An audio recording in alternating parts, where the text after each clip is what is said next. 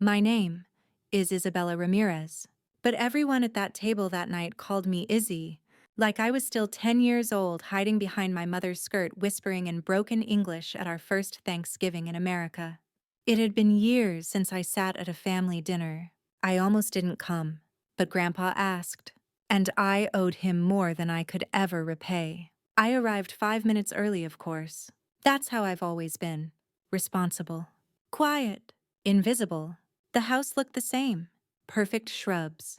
White paneled walls. A flag still hanging on the porch. And inside the same voices. Still loud. Still sharp.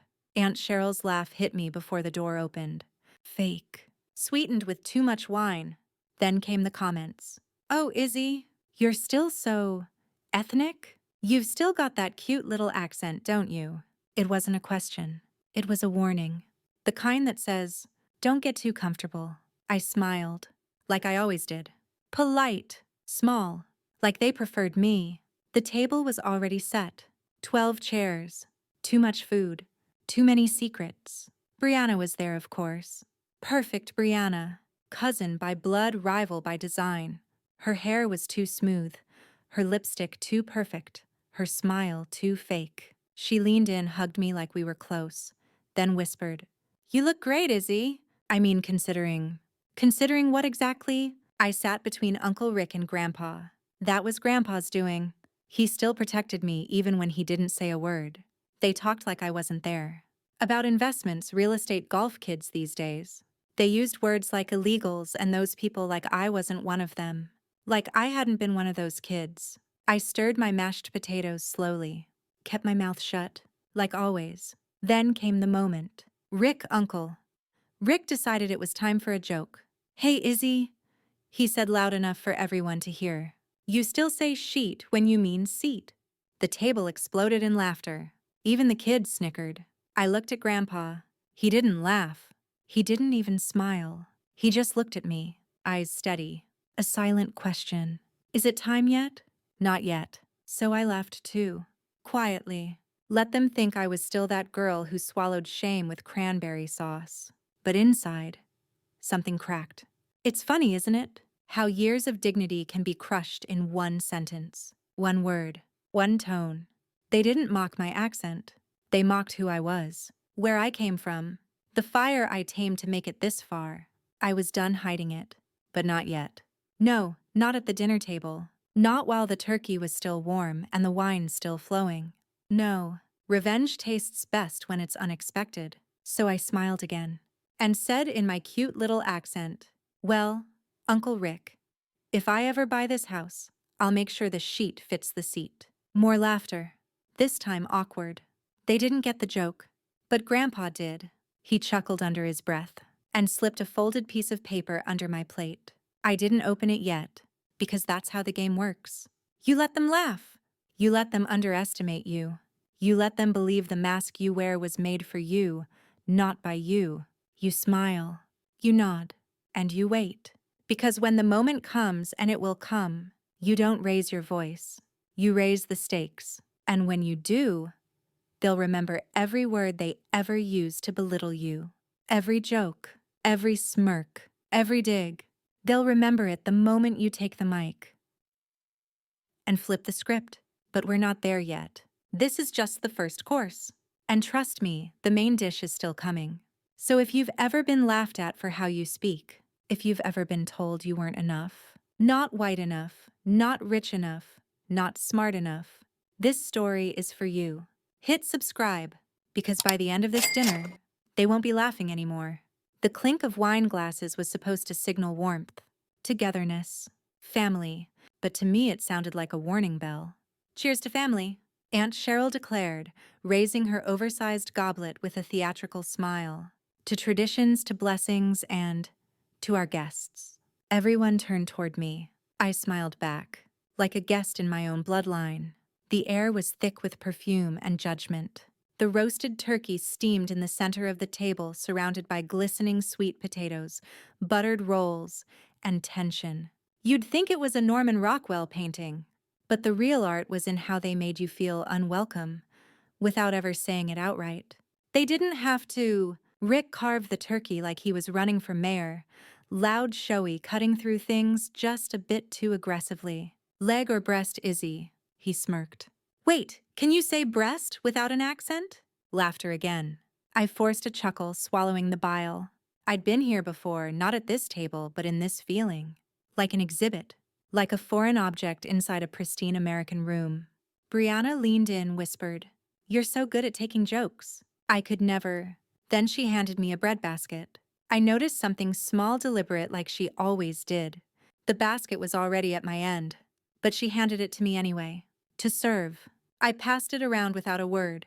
"Tell us, Izzy," Aunt Cheryl said sweetly, stabbing a piece of asparagus. "What do you do again? Something computery." Brianna giggled. "She's in startups, Mom. Whatever that means." I took a breath. I run a tech consultancy. We specialize in infrastructure optimization primarily for high-growth logistics and security firms. Silence. It hung in the air like spilled red wine. "Oh," Cheryl blinked. "Well, isn't that fancy?" "Must be a lot of typing." Uncle Rick jumped in. "I bet she learned fast. You know, coming from where she did." "Right." Brianna added, her voice syrupy. "I mean, you were born in Mexico, right? I'm always so impressed when people make it out. Make it out. Like I was from prison. Or war." Grandpa coughed. I glanced at him. His hand was clenched on his napkin. He was holding something back. So was I. I reached for my water, took a slow sip. The cold hit my throat like ice against fire. Then Cheryl turned to her husband.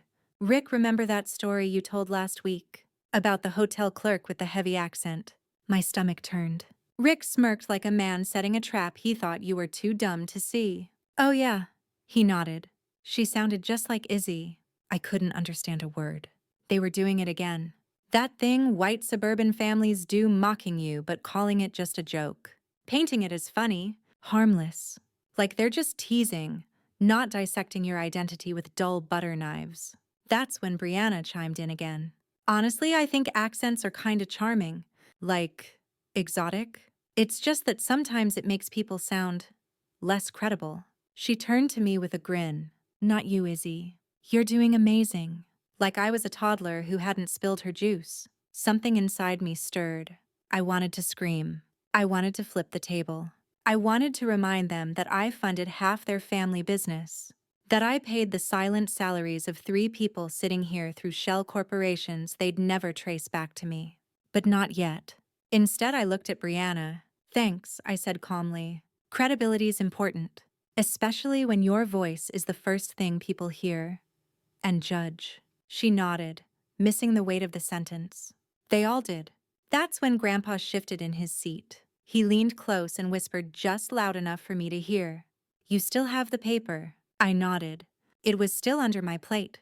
"I gave you that for a reason," he murmured. "Tonight might be it." He tapped his cane twice under the table. It wasn't random. It never was. It was his signal, his go. But I wasn't ready. Not yet. I needed one more thing. A push. And fate delivered it. On a silver platter. Literally. Cheryl raised her wine again. "You know," she said, her voice buttery, "we always say grace in English. It's just tradition. I mean, no offense. But let's not turn this into a bilingual dinner." More laughter. And then Rick added loud and bold, "Yeah, no, gracias at this table tonight. We speak American here." Everyone laughed. Except Grandpa. Except me. He looked at me again. This time not with a question, but with permission. That was the push. I looked around the table, faces red with wine mouths full of privilege. They didn't know it yet, but dessert wasn't going to be the sweetest part of this night. No, I would be, and when I finally spoke, they wouldn't just regret mocking my accent. They'd regret ever giving me a reason to speak. I was 8 years old the first time I saw Grandpa cry. It was in the back room of our cramped apartment in East L. He didn't know I was watching. He sat at the kitchen table, an unopened letter from the VA in one hand and a wrinkled photo in the other. My mother smiling wide, holding a baby wrapped in a hospital blanket. Me. He wiped his eyes quickly like tears were weakness.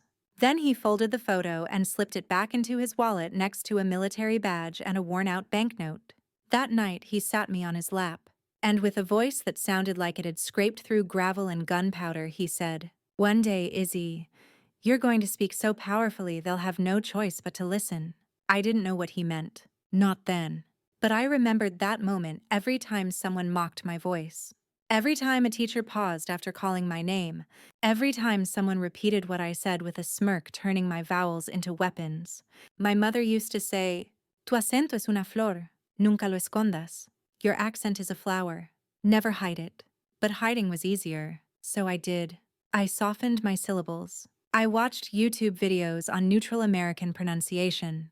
I practiced how to say schedule without rolling the D. I deleted myself one phoneme at a time, until college. That's when things shifted. I got accepted into Stanford on a full scholarship.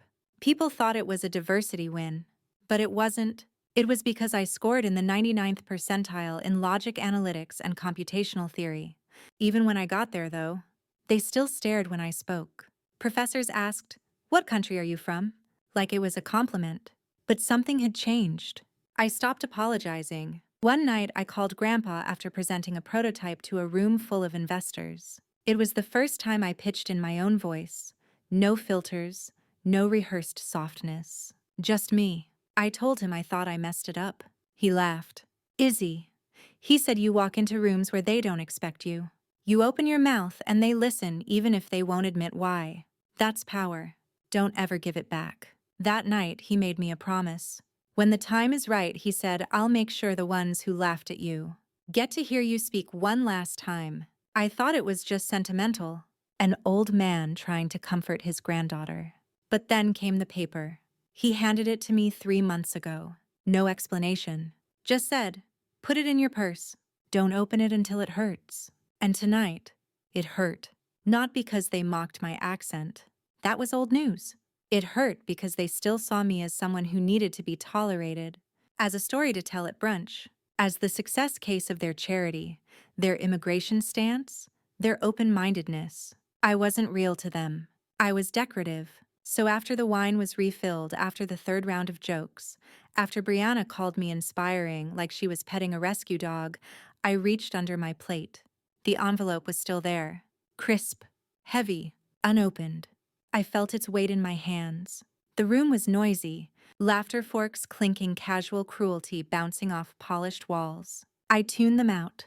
Just for a second. I closed my eyes and I saw my mother working night shifts collapsing into our twin bed with aching feet. I saw Grandpa driving across 3 states just to help me move into a dorm I didn't think I deserved. I saw myself sitting in bathrooms between classes mouthing English words until they sounded right. And then, I opened the envelope. Inside was a single sheet of paper, typed, notarized. At the bottom, Grandpa's signature. It wasn't just a letter, it was a legal document, a transfer of ownership, silent. Strategic, powerful, it said one thing. Effective immediately, I, Thomas J. Whitmore, hereby transfer 67% of my shares in Whitmore Freight and Logistics to Isabella Ramirez. I blinked. The air left my lungs. 67%. More than a majority. More than enough. I suddenly understood everything. The paper. The jokes. The timing. He'd waited for this dinner. For this room. For this night. He wanted them to hear it. He wanted me to say it. And not just say it. Say it my way. With my voice. My name. My accent. I folded the paper and slipped it back under the plate. And I smiled. Not the way they were used to. This smile was different. It wasn't polite. It was loaded. Across the table, Grandpa was watching me. He nodded once. Just like he had when I was 8. Just like he had before. It was time. Time for the voice they laughed at. To become the voice they'd never forget. I didn't speak right away. Not yet. The most powerful voice in any room is the one that waits. I let them continue. Let them toast to each other. Let them sip from wine glasses they didn't pay for. Let them gloat. Brianna was showing Cheryl photos on her phone, some new beachfront condo she and her fiancé just invested in. Rick was bragging about some 6-figure consulting gig that was in reality a part-time advisory role Grandpa had arranged out of pity. All of it, built on a foundation Grandpa created. A foundation that was now mine. And they had no idea. It was delicious. I looked at my plate. Clean. I hadn't eaten much. Hunger wasn't the sensation in my stomach. It was voltage. And rising. I glanced again at the document beneath the plate edges, slightly curled now from the heat of the table. A quiet contract. A loaded truth. I didn't need a mic. I just needed a moment. So I waited. Until Uncle Rick asked the one question he never should have. "So Izzy," he said, dabbing the corner of his mouth with a linen napkin, like a man of leisure. "What's your 5-year plan? Or do you just hop from gig to gig?" I smiled. There it was. The push. I reached down, picked up the envelope, held it up just a little enough for Grandpa to see. He raised an eyebrow, subtle, proud. Then I turned to Rick. "Well," I said, "I was thinking of starting with a merger." He blinked. "What kind of merger?" I stood, slowly, calmly. You could hear the shift in the room before anyone spoke. The tightening of breath, the sudden silence of cutlery, the way Cheryl looked at Brianna, and Brianna looked at her wine. I held the envelope with 2 fingers like a playing card about to flip. "This kind," I said, and placed it gently in front of Rick. He stared at it, confused. Then opened it. I watched his lips move as he read, watched his confidence buckle with each line. Then he looked up at me, pale, exposed. "You're lying," he said, but his voice was already trembling. "No," I replied. "Your father gave me controlling interest in Whitmore Freight and Logistics 3 months ago. Legally filed, fully notarized, effective immediately." I turned to the table. "In other words, I own the company now." The silence cracked like thunder. Cheryl set her wine down hard. Brianna's eyes went wide, her mouth opening, then closing like she wanted to scream, but forgot how. Rick pushed the paper away from him like it might catch fire. "Why would he?" he started, then turned to Grandpa. "You can't be serious." Grandpa didn't say a word. He just leaned back in his chair, folded his hands, and nodded once. Rick stood. "You gave it to her. She doesn't even know the business." That was my cue. I turned to face him. "Actually, I said I've been running back-end logistics for Whitmore Freight under a shell consultancy for 2 years. You know that efficiency boost you bragged about last Christmas? That was my algorithm." I stepped toward him. "That warehouse automation deal you thought was Rick Jr. It's big win. I negotiated that contract under a different name, of course." His jaw tightened. "Oh, and Cheryl, those expense write-offs for the Florida office. Yeah, that was me too. Cleaning up your financial mess behind the scenes." Cheryl flushed red. "What are you talking about?" I turned to her. "You submitted a reimbursement for 2 luxury spa weekends labeled as client engagement." Shh. "There were no clients. Just you and your Pilates instructor." More gasps. I looked around the room. "You all thought I was quiet because I was unsure? Because I was shy? Because I didn't belong?" I paused. "I was quiet because I was listening." Their faces were a gallery of disbelief. Even Brianna couldn't find a quip. "I've spent years in rooms like this," I continued, "being mocked, ignored, reduced to a voice you couldn't take seriously." Then I walked back to my seat, picked up my wine, held it up. "So here's to all the voices you didn't hear. The accents you thought were cute. The people you laughed at." I looked at Grandpa. He nodded. I turned to the rest. "Izzy isn't the guest at this table anymore. I'm the one who owns the table." And then slowly I sat. Cheryl reached for the paper again like she still didn't believe it. This can't be right," she whispered. "It's fraud. It's notarized," I said. "It's legal. And it's binding." Rick tried to speak, but Grandpa finally raised his voice. "Enough," he said. Firm. Clear. And just like that, the room froze. He turned to the rest of the family. "I gave Izzy the company," he said, "because she earned it. Not because of blood. Not because of tradition. But because she's the only one at this table who ever listened, learned, and led." He looked at me. "She's not the one who should be ashamed tonight." And in that moment, I saw something I'd never seen before at a family dinner. Respect. Not fear. Not awkward silence. Real quiet, unshakable respect. It wasn't loud. It wasn't explosive. It was mine. No one spoke. Not right away. The echo of Grandpa's voice still lingered in the air, slicing through the tension like a final verdict from a judge in a courtroom. He had said it clearly, unapologetically.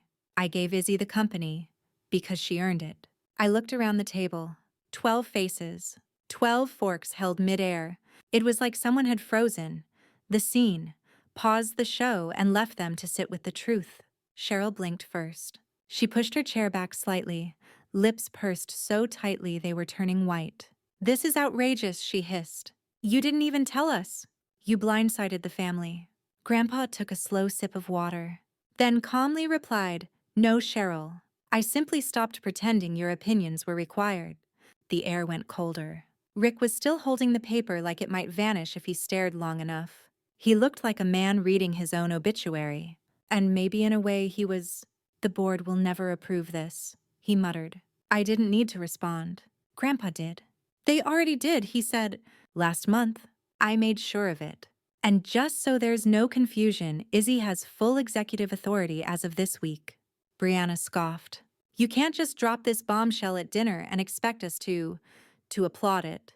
"I don't expect applause," I said calmly. "I expect silence. At the very least." She narrowed her eyes. "You don't even look like this family." I turned to her. "I don't sound like you either. And yet here we are." The moment held. I thought she might throw her wine, but she didn't. She just sat there stewing in the realization that everything she thought she knew about me was wrong, and I let her sit with it. Because that's what silence does. It forces people to hear what they've tried to ignore. That silence carried weight.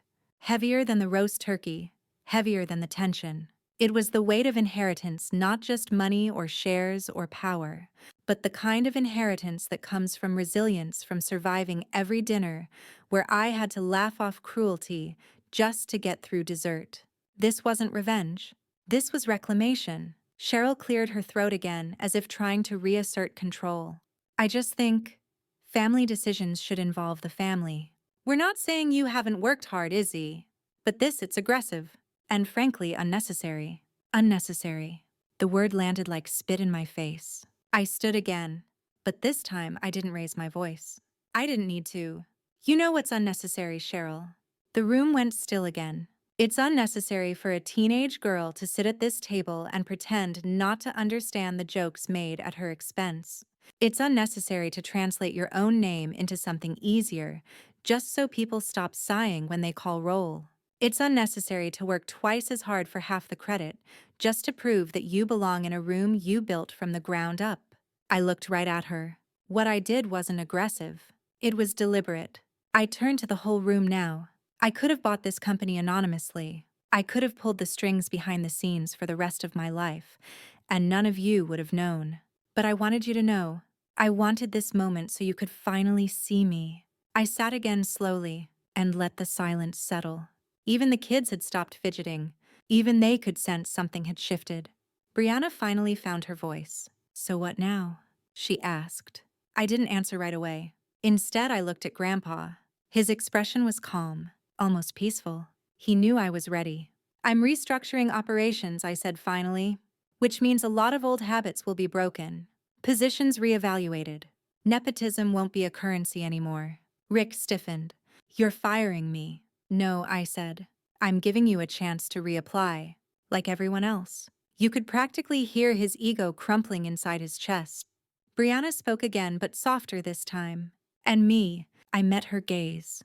"You've got a strong marketing mind, Brianna, but your leadership style is toxic. If you want a role in this company, it starts with unlearning the way you treat people like me." She didn't respond, just looked down at her plate like she was finally tasting what she'd dished out for years. Cheryl was the last holdout. "I hope you're happy," she said bitterly. "You've humiliated your family. On Thanksgiving." I looked at her for a long second.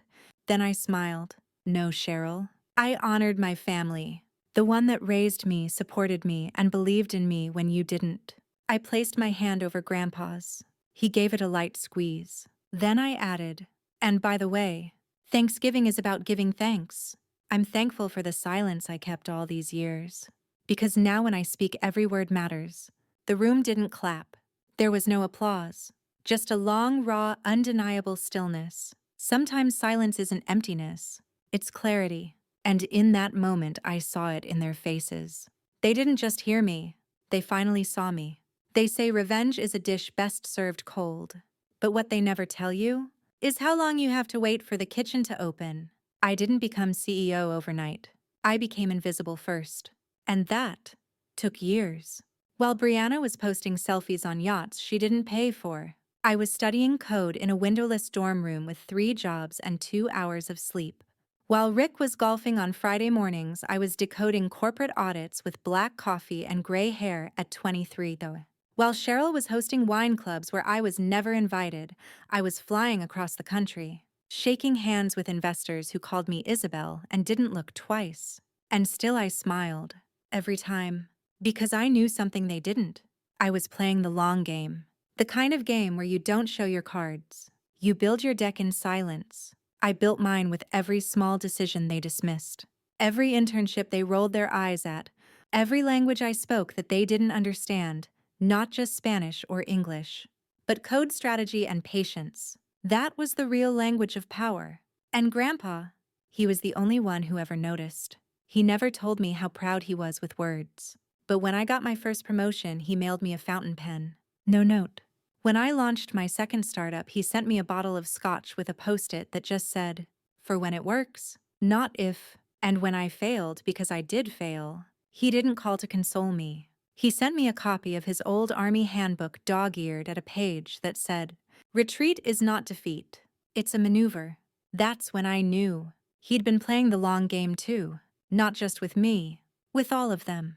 Grandpa wasn't just passing the company to the next name in the family tree. He was pruning it, quietly, intentionally, making sure that what came next didn't rot from the inside out. So while they laughed at me, he was handing me keys in the form of quiet lessons. The kind of keys that don't open doors but build them. I remember one dinner maybe 5 years ago. Same table, same people. Rick was bragging about some business deal he supposedly closed in Atlanta. I had just wrapped a project with that same firm. I knew the deal had fallen through. I knew Rick had botched it, but I didn't say a word. After dinner, Grandpa pulled me aside and said, "You don't have to prove what you know. Let them prove what they don't." That one stuck, so I waited. Through all the Thanksgivings where they asked me to bring drinks instead of dishes. Through every backhanded compliment about how well I spoke English now. Through every smile that said "you're one of us," and every whisper that reminded me I wasn't. I waited. And while I waited, I built a company. It wasn't flashy. It didn't have my name on it. But it worked. I hired people who'd been overlooked. Women. Immigrants. First-gen fighters like me. And together we built systems that made other companies rich while staying hidden behind NDAs and white-label contracts. But I wasn't bitter. Not anymore. Because bitterness eats time. And time was my greatest weapon. I used it like a scalpel. Precise. Silent. Until one day, Grandpa called me to his house. No family. No distractions. He sat me down in his office, surrounded by war medals and dusty books. And he said, "I'm done pretending these people know how to lead." He handed me a manila envelope. "This is yours. It's everything. My shares. My vote. My trust. Do with it what I couldn't." I didn't cry. Not because I wasn't moved, but because I wasn't surprised. He had been telling me all along, just not with words. I asked him why now, and he said something I'll never forget. Because power should belong to the person who's willing to wait for it without begging. So I waited a little longer. Until this dinner.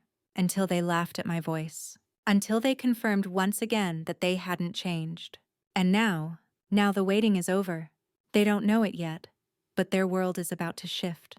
Not because I'm angry, not because I want payback, but because I'm done being quiet. And I'm not the only one.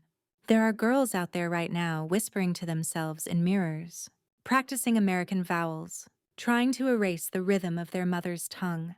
To them I say, don't. Let them mock your accent. Let them misunderstand your silence. Let them think you don't belong. Then make your moves so loud they choke on their assumptions. Because power doesn't sound like them. It sounds like you. After I sat down, the table didn't recover. They tried. Brianna coughed awkwardly and stabbed at her salad like it had personally offended her. Rick muttered something under his breath to Cheryl, who offered a smile so fake it might have been printed. But no one really spoke, because something had shifted. The axis of that room had tilted, and they were all suddenly off balance. For the first time, they didn't know where to place me. I wasn't the sweet little immigrant girl anymore. I wasn't the guest. I wasn't the underdog. I was the one with the mic. And they knew it. I took a sip of water, not wine. I wanted to be present for this. Every second of it. Cheryl tried first. Of course she did. Well, she said brightly, we're all still family, right? Titles and paperwork aside, we've always supported each other. Haven't we? I tilted my head slightly. Supported.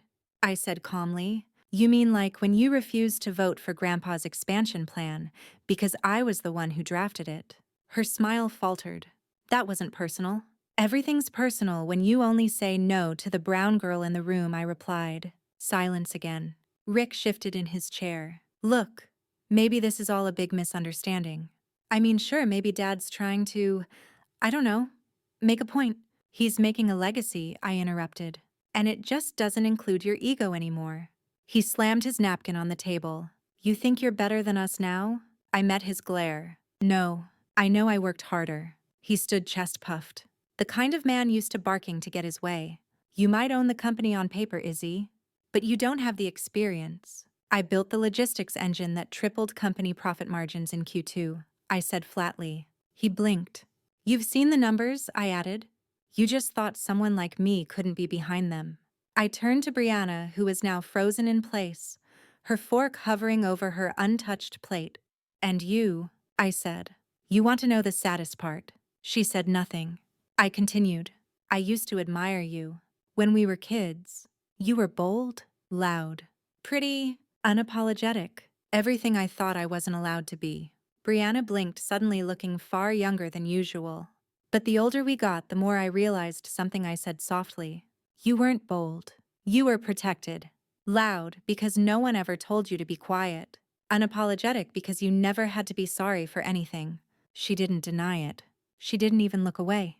And that silence was the closest thing I'd ever get to an apology. Grandpa cleared his throat, his voice soft but unwavering. She earned this. All of it. I watched each of you for years, how you handled power, pressure, and pride. Izzy is the only one who led without asking for attention. He paused. And the only one I trust with my name. I looked at him. He looked older tonight. Not weaker. Just full.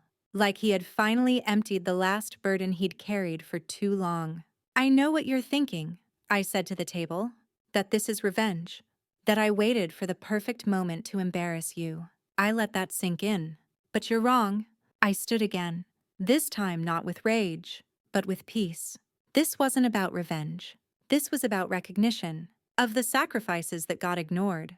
Of the talent that went unseen. Of the voice that was mocked but never broken. I looked around the table. You didn't make me strong, I said. You made yourself small by refusing to see me. And now, I said slowly, deliberately, I'm done shrinking so you can stay comfortable. Rick opened his mouth, then shut it again. Cheryl's hands were shaking slightly. Brianna was crying. Real tears. Not for me, but for what she was losing. That's when it hit me. They weren't just shocked. They were grieving. Not Grandpa's legacy, their illusion of it. They had spent their lives believing they were entitled to his empire, and now they were realizing they were just renting pride on borrowed merit. And I had already paid in full. I turned to Grandpa, my voice steady. Thank you for seeing me, when no one else did. He smiled, and for the first time in years I felt like a part of something. Not because they let me in, but because I kicked the damn door down and built my own seat. No more permission. No more pleasing. The mic was mine now, and I wasn't giving it back. They always thought I'd stay small. They thought I'd keep smiling through the humiliation. Keep saying thank you after every insult. Keep clearing plates and dodging comments like I was just lucky to be invited. And for a while, I did. Because that's how you survive when you grow up knowing you don't fit. You learn to read the room, to keep your sentences short, to smile when you're hurting, to lower your voice not just in volume, but in value. But there's something they never taught us. Eventually, we learn to stop surviving and start leading. And that's what they never saw coming. After dinner, the family scattered like ants, suddenly full, suddenly tired. No one said goodbye, except Grandpa, of course. He leaned in, pressed a hand to my shoulder, and whispered, "Took them long enough." We both laughed.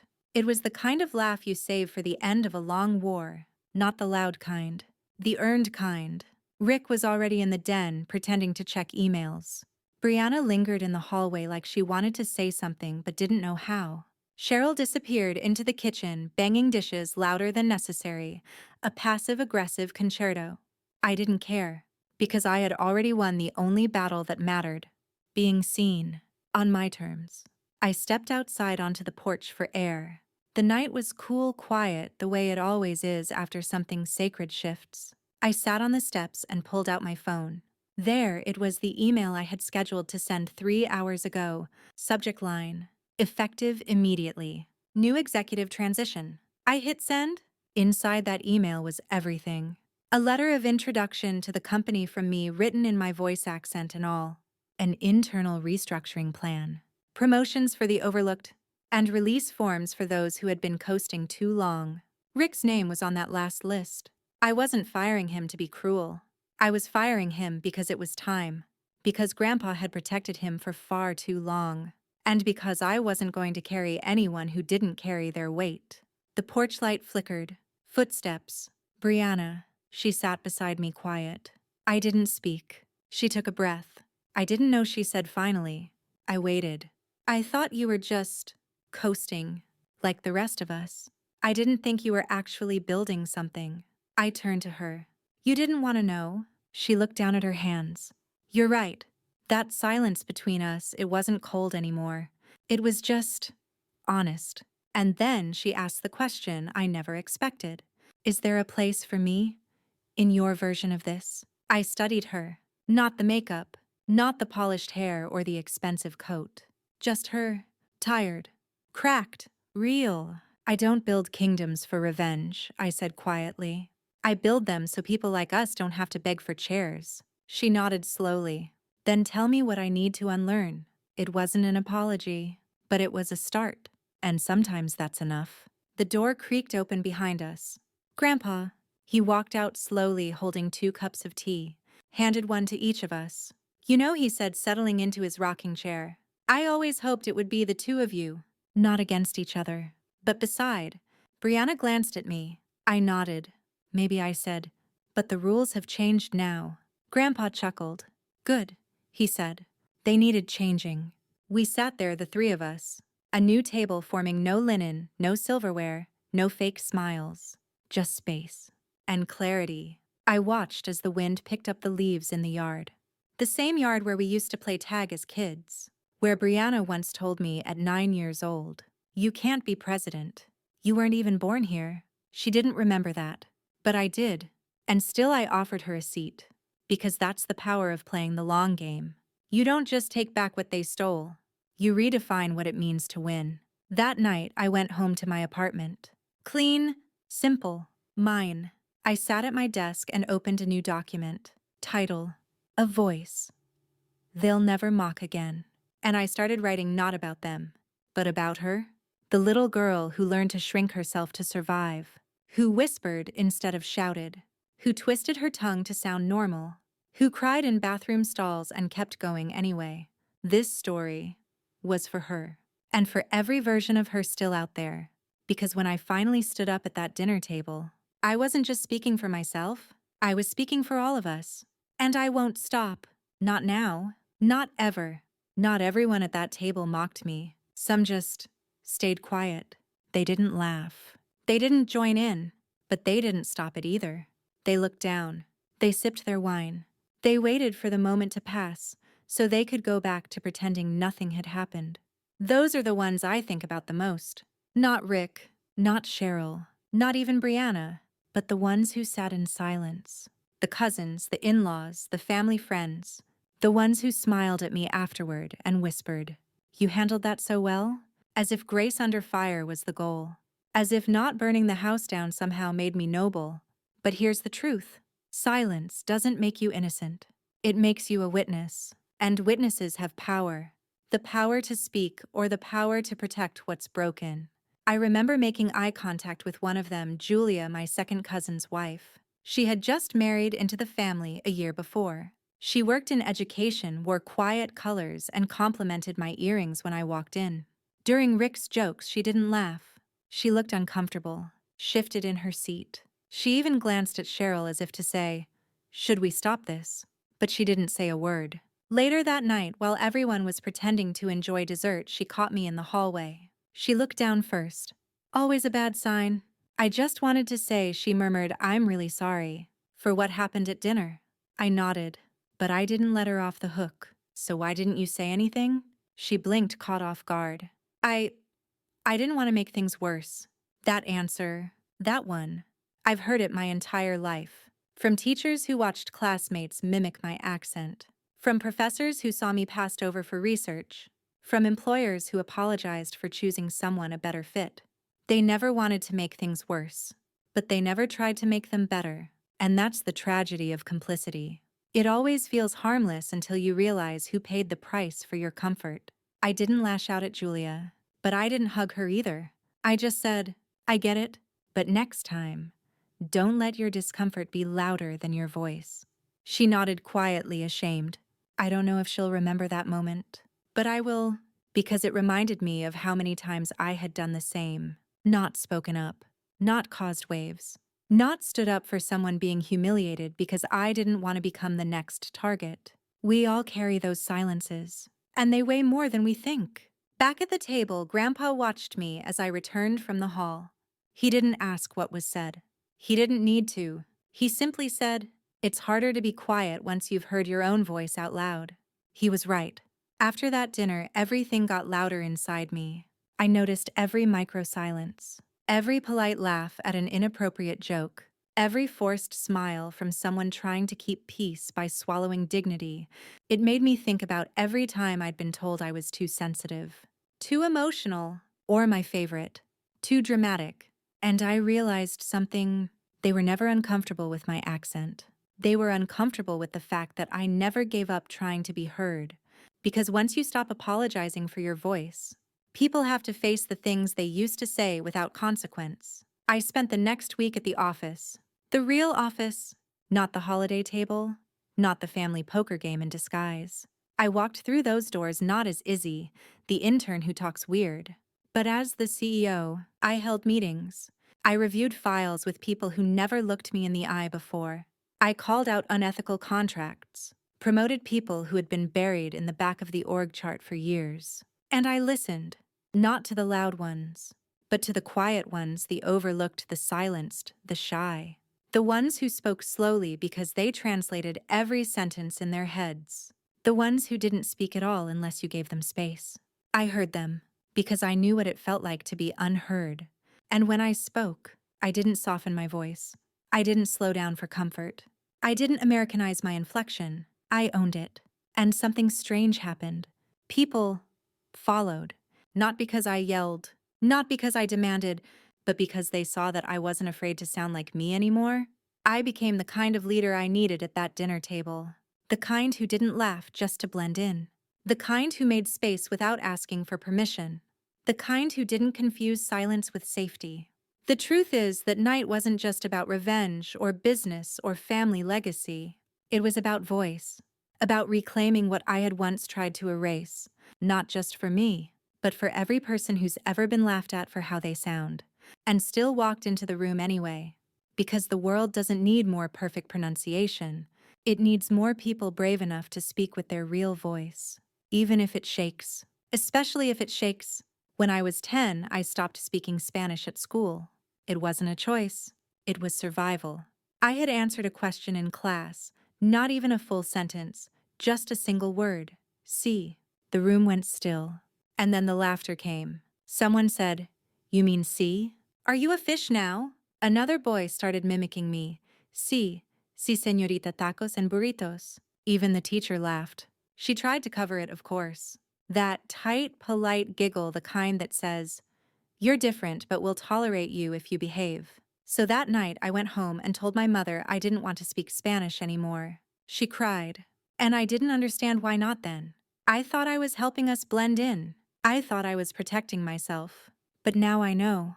That moment wasn't about a language. It was about erasure. It was the beginning of years spent translating myself for other people. Not just my words, but my tone, my volume, my culture, my history. I softened every edge, muted every vowel, made myself easier to swallow. And the more I succeeded, the more they celebrated me for becoming less like me, until that night at the dinner table, until I stood up, voice steady, accent sharp, and said, "I own the company now." That moment wasn't just a declaration, it was a return. To the girl who once whispered in two tongues, to the woman who now commands in her own. After dinner, I sat alone in the guest room, the same one they used to make me share with two other cousins during holidays. The wallpaper hadn't changed. Still floral, still faded. Still made me feel like I didn't belong in their version of America.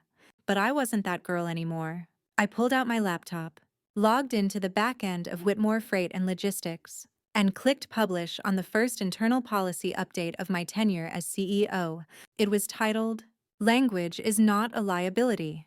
In it, I laid out a simple but radical shift.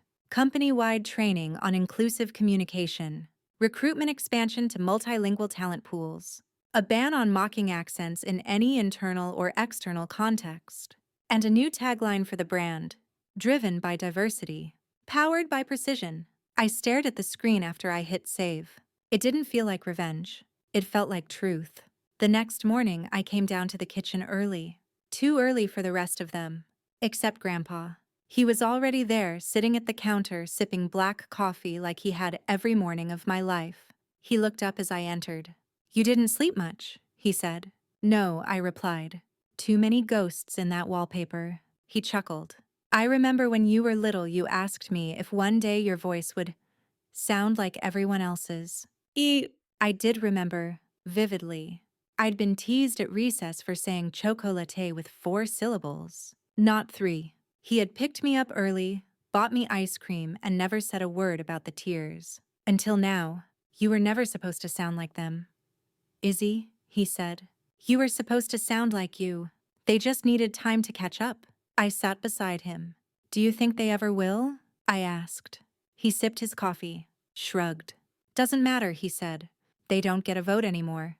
He looked at me, then really looked, like he was seeing me for the first time, and also somehow remembering all the versions of me at once. "You know why I picked you, don't you?" he asked. I nodded. "Because I was the only one listening." He smiled. "Exactly."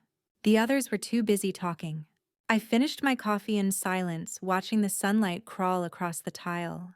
Later that day, I left the house without saying goodbye. Not out of spite, but because there was nothing left to explain. They knew. They understood now, even if they'd never admit it. And that was enough.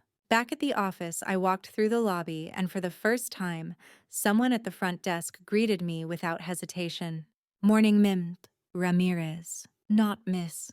Not Isabel. Not Izzy. Miss Ramirez. My name. My identity. My legacy.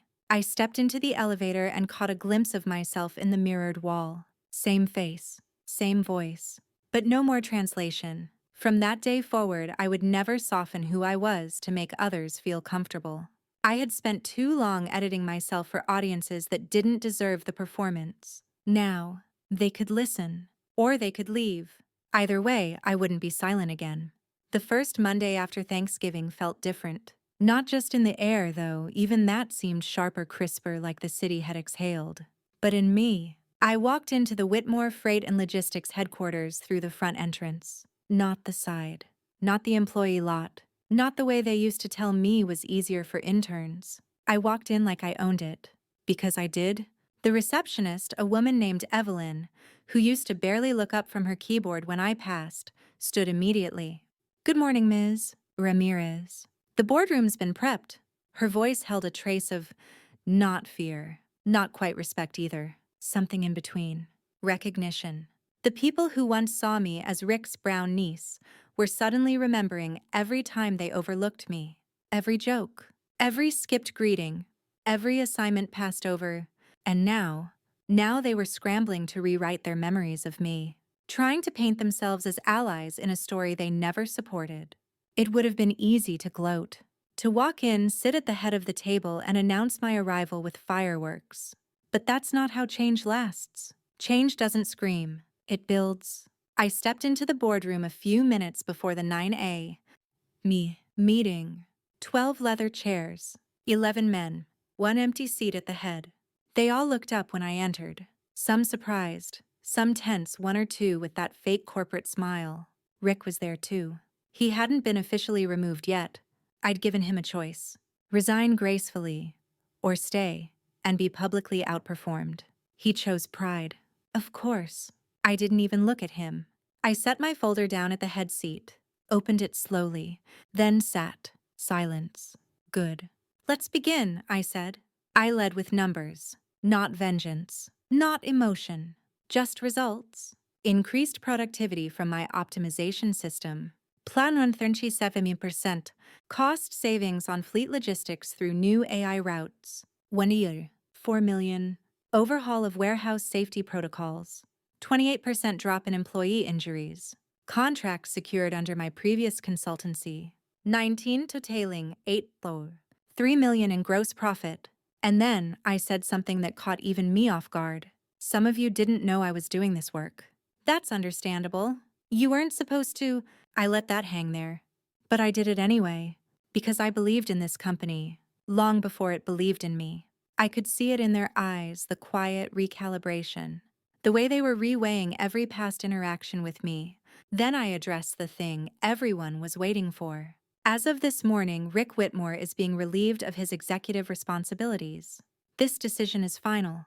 He will be given a consulting stipend through Q2 to ensure a smooth transition.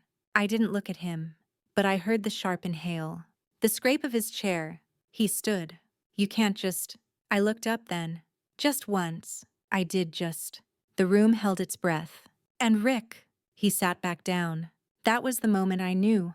I hadn't just inherited the company. I had earned the room. After the meeting, a few executives tried to pull me aside with smiles and handshakes. They wanted to be part of the new narrative. Isabella, we're so excited about this new chapter. I always thought you had real potential. We should have brought you in sooner. I smiled politely, but I didn't pretend. They hadn't believed in me. They believed in power. And now that I had it, they wanted proximity. That's how legacy works for people like them. It's not built. It's handed down. Passed from father to son, uncle to nephew, name to name, whether it's earned or not. But for people like me, we claw for every inch. We work while they rest. We learn while they party. We build while they inherit. And when we finally rise, they act surprised. Like excellence wasn't in our DNA all along. I walked out of the boardroom with my head high and my accent unapologetic. Outside, the winter air bit at my cheeks, but I felt warm. Back at my office, I sat in Grandpa's old chair. He had asked to keep his spot as honorary advisor, not for power, but because he wanted to see what the company became without interference. He came in around noon with 2 coffees, black, no sugar. Was it everything you expected? He asked, handing me the cup. No, I said. It was better. He nodded. You did what I couldn't. You started it, I replied. I just finished what you made room for. He smiled, tired but satisfied. Let them rewrite their stories, he said. They'll say they always knew you were special. I don't need their stories, I replied. I'm writing my own. He tapped his cup against mine, soft as thunder. To the ones who built legacies, he said, not for the name, but for the next voice. We drank in silence, and in that silence, I felt louder than I ever had. After the boardroom flipped, the narrative shifted almost overnight. Suddenly, I wasn't just the girl with the accent. I was the unexpected genius, the bold new voice, the fresh face of leadership. They used words like trailblazer, glass ceiling breaker, exceptional, but I knew what they really meant. They meant, we didn't see you coming, and now that you're here, we're scrambling to justify why. So they called it luck. She's lucky Grandpa trusted her. She's lucky to have a tech background in this economy. She's lucky she got in early. But luck doesn't build empires. Luck doesn't stay up all night studying spreadsheets with bloodshot eyes. Luck doesn't build algorithms after working a 10-hour shift at a coffee shop. Luck doesn't write grant proposals in broken sleep while your neighbors argue in the hallway. I wasn't lucky. I was relentless. I was invisible for years, and I stayed in the room anyway. I let them mispronounce my name, overlook my work, dismiss my insights, and I never walked out. That's not luck. That's fire. But luck is easier for them to digest. It makes their failure to see me less uncomfortable. Because if I was just lucky, they don't have to ask the hard question, what else have we missed? Who else have we ignored? They never ask that part. They just pivot. Pretend they supported me all along. Post hashtags about diverse leadership while quietly maintaining the same old power structure. I saw through it. The press requests poured in. A Forbes spotlight. A podcast on rising female founders. A LinkedIn interview series titled Voices from the Margin. The irony. They wanted me to talk about the accent now, to perform it, to make it a cute part of the brand. We love your authenticity, one producer said. Don't be afraid to lean into your background. It's so compelling. Compelling. As if pain was a plot point in a feel-good movie. They wanted the sanitized version of the story. Poor girl with immigrant roots makes good. The American dream with subtitles. But I wouldn't give them that. Because this wasn't a dream. This was a reckoning. So I said no. No to the sugar-coated profiles. No to the exploitative interviews. No to the soft-focused narratives about overcoming adversity. I didn't overcome adversity. I crushed it. I didn't survive this system by luck or charity or divine favor. I dismantled it piece by piece with a smile on my face and fury in my chest. And I wasn't going to let them spin that into something digestible. I wasn't a mascot. I wasn't a marketing tool. I wasn't a diversity checkbox they could parade during hiring season. I was their new CEO, and I was going to run this company on my terms. Inside the office, changes were happening fast. Old hierarchies were flattening. New voices were being invited to meetings they'd never set foot in before. I started a mentorship program for first-gen college grads, for multilingual professionals, for the quiet ones. I promoted a woman who'd been running the warehouse team for 7 years without ever being offered a seat at the table. When I handed her the new contract, she stared at it for a full minute. Then she whispered, "They told me I was too direct, too loud, too rough." I smiled. "And now?" I asked. She smiled back. "Now I'm the one with the mic." That's how I knew the real work had begun. Because leadership isn't about being loud. It's about creating a room where everyone feels safe to speak, even if their voice shakes. Especially if it shakes. I still got emails from Cheryl. Still saw Instagram stories from Brianna pretending everything was fine. Still caught whispers in the parking lot from old executives calling me overcorrective. Let them talk. Let them post their nostalgia for a time when their voice was the only one that mattered. I wasn't listening. I was too busy building policies, building trust, building a future where no one would have to erase themselves just to be heard. And if they called it luck, let them, because luck didn't put me in that chair. Legacy did, grit did, voice did, the kind that trembles at first, but never fades. And as I stood in front of our staff at our first all-hands meeting, hundreds of faces all watching me, some unsure, some skeptical, some finally hopeful, I said one thing: I'm not here to fit the role. I'm here to rewrite it. And the room erupted, not in applause, not in fanfare, but in relief. Because finally they didn't have to play small. They didn't have to pretend. They didn't have to translate themselves. They could speak. Like I did, like I do, and now they will. They don't tell you what it costs to be chosen, to be the one that breaks through, to be the one who carries the torch that burns through legacy pride and fragile egos. It sounds glamorous, headlines, handshakes, interviews. But what they don't show you is what it takes from you. And what it leaves behind? Because when Grandpa handed me that paper when he signed the company over and said, "It's yours now," he wasn't giving me power. He was handing me weight. The weight of a family's expectations. The weight of resentment from the ones who didn't get picked. The weight of being a symbol when all I wanted was to be a person. You see, power doesn't come free. It comes with whispers behind your back. She's only here because she's his favorite. She only got this because she's playing the diversity card. She's trying to erase everything this family built. But I wasn't erasing it. I was revealing it. Pulling back the curtain. Exposing the rot. Replacing it with roots that could actually grow. Still, the loneliness was real. Because when you become the first, the loudest, the only, there's no blueprint, no one to call and say, how do I lead people who never thought I should? How do I stay steady when everyone's waiting for me to slip? You learn as you go, and you bleed quietly. After the first round of layoffs, the ones I had to make, Brianna sent a message. Guess this is what being in charge feels like, huh? I didn't respond. Because she wasn't wrong. Leadership meant tough choices. It meant taking the blame for decisions you didn't cause. It meant being called cold when you were just focused, emotional when you were simply clear. Every time I tried to correct someone's assumptions, it felt like walking a tightrope. Too assertive. I was angry. Too calm. I was weak. Too confident. Arrogant. Too humble. Unprepared. It didn't matter how many times I succeeded. Some of them still saw a girl with the wrong last name. But I didn't lead for them. I led for the receptionist who started answering the phone with pride.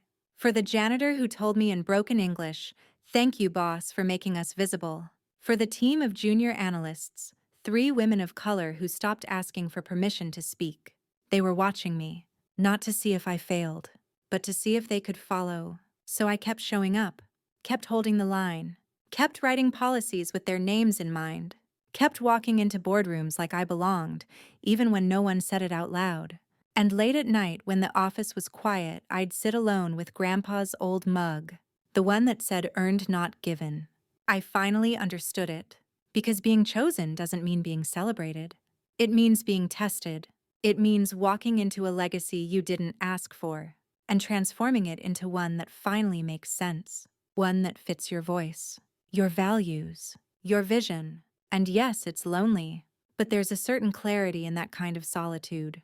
When the noise dies down, when the doubters lose their grip, you realize something vital. You don't need everyone to believe in you. You just need to believe in the reason you're standing. I remembered my mother's voice trembling but proud when I called her after that board meeting. She said, "You didn't just get a seat at the table, Misha. You rebuilt the damn thing." And she was right. Because this wasn't just about me. It was about every woman who's ever been underestimated. Every first-gen kid who translated phone bills and government forms by age 8. Every professional who was told their accent made them hard to understand. It was about the quiet ones, the polite ones, the thank you for the opportunity ones, the ones who are finally realizing they don't need to be invited. They are the reason the room matters. So no, being chosen isn't easy, but it's worth it, because you don't just carry the weight, you become the anchor, the one who steadies the whole damn thing, so the next voice doesn't have to scream just to be heard. It took me most of my life to realize something simple. The table I had fought so hard to earn a seat at, the one I had quietly tiptoed around for years, trying not to speak too loudly, not to spill anything, not to draw attention, was always mine. It didn't matter who built it. It didn't matter who sat at the head. What mattered was who kept it standing. And that had always been me. I had done the work. I had cleaned the messes, solved the crises, answered the calls when everyone else was asleep. I had shown up early, stayed late, worked through holidays, not to prove myself, but because I knew that being great was the bare minimum when you looked like me. But they still saw me as lucky, as if I stumbled into power, as if it was handed to me because Grandpa loved me more. They never said it out loud, but their eyes did. Every time they glanced at me when I spoke, when I made decisions, when I signed off on things they once controlled, there was this flicker of doubt. Like they still couldn't figure out how I got here.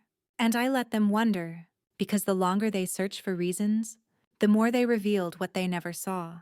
They didn't build this table. They just sat at it. I was the one who kept the lights on, who modernized the infrastructure, rebuilt the failing back-end systems, restructured the contracts. I was the one who made them look good from the shadows. They should have thanked me. But gratitude is hard to give when it means admitting you missed the genius in the room for years. So instead, they tried to reframe the story, make me their success case. The outlier, the exception. But I wasn't exceptional. I was simply ready. Ready when they weren't paying attention. Ready when they underestimated me. Ready when Grandpa slid that envelope across the table. And when I said I own the company now, I wasn't asking for applause. I was stating a fact. They looked shocked, insulted, disoriented, as if I had broken some unspoken rule of inheritance. But what they didn't know was that I had been breaking rules my whole life just to survive in rooms like that. They didn't know how many times I had bitten my tongue until it bled. How many meetings I'd sat through where someone repeated my ideas louder and got the credit. How many times I practiced saying ask without slipping into AKs, so someone wouldn't assume I didn't belong. They didn't know because they never asked. And yet, they thought they knew me. Thought I was just the good one, the quiet one, the lucky one. No, I was the storm they didn't hear coming. And now I was rebuilding everything they thought was unshakable. The company wasn't the only thing changing. The culture was changing.